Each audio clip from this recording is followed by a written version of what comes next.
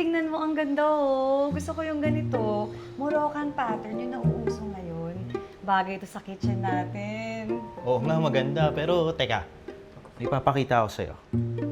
Ito, mukhang mas matibay, saka mas mura siya.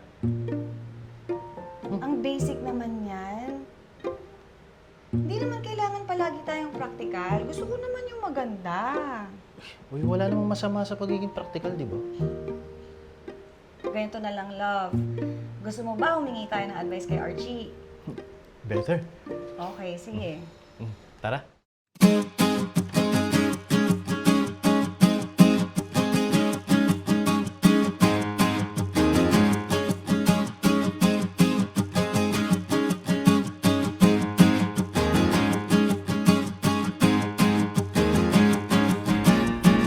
Uy! Andito pala ang favorite couple ko. Ano naman ang project natin today? Titingin kami ng tiles for the kitchen. Pero Archie, gusto namin yung durable, ah. At maganda ha. Sir ma'am, marami tayong option dito. Pasok lahat sa standards nyo for sure. Ang pagpili ng tiles ay para relasyon lang yan. Kailangan matibay. Gusto nyo na kahit araw-araw nyo siyang nakikita, hindi kayo magsasawa at hindi magastos i-maintain. Basta sa hinahanap nyo, pwede natin i-try ito. Matibay na, maganda pa, at hindi masakit sa bulsa. Basta ang malaga, parehas kayong happy. Nice. Parang may napili na rin ako. Okay na din ako dito. Alam mo namang pag masaya ka, masaya na din ako. Talaga? Eh di check na rin natin yung flooring options para sa second floor. Hindi game. Okay, let's go!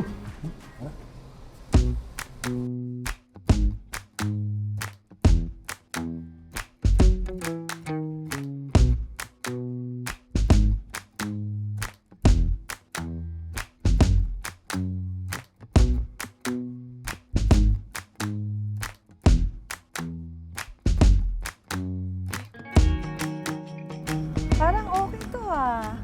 Parang ang sarap lakaran. Parang kahoy din siya, no? Durable ba to? SPC yan, sir. Or Stone Plastic Composite. Matibay na, klase pa. Very comfy pa apakan. Pag may ganyan ka, sir, sa bahay, sigurado, bawat takbang mo, para kang niyayakap ni Mamiya. Ang dami mong hugot lines ah. Uy, pero seriously ah, maganda rin kasi talaga siya tignan. Tsaka bagay siya sa look ng house, no? Actually, sa quality at sa price niya, good deal to. Kita mo, pwede naman palang matibay at maganda. Buti na lang chinek natin. Oo nga. Iba pa din talaga pag personal mong nakikita. Saka nakakahingi tayo ng advice kay Archie.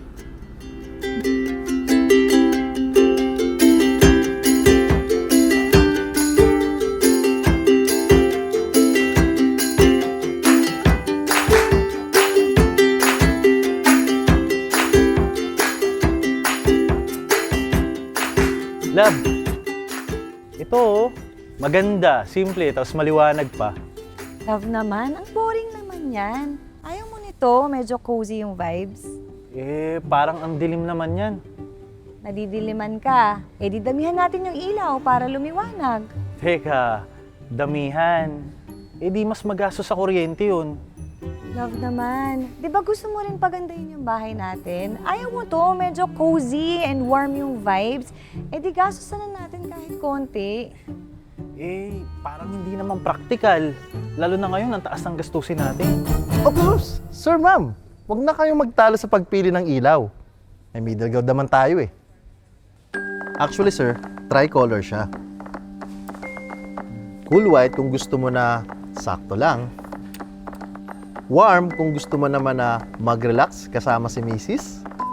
At syempre, ang daylight. Siya ang pinakamatingkad sa lahat. Sa bahay, napaka-importante ng ilaw dahil ito'y nakaka-apekto sa mood natin. At siya namang mahalaga sa pagmamahalan ni Mr. at ni Mrs.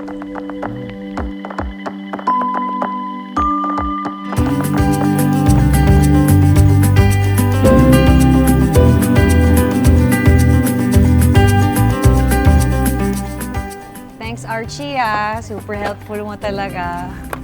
Namimili lang kami ng ilalagay sa bahay. Natuto pa kami sa buhay. Iba ka talaga, bro. Wala nga naman, Sir Ma'am. Basta home improvement, kaming bahala sa inyo.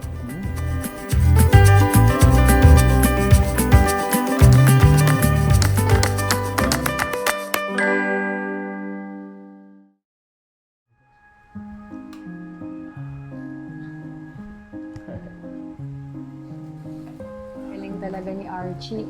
Bagay na bagay nga. Oo nga, parang tayo. Corny mo talaga, ha? It's slowly coming together. Oo nga, no? Nakaka-excite. Unti-unti na lang. Natapos na din natin to.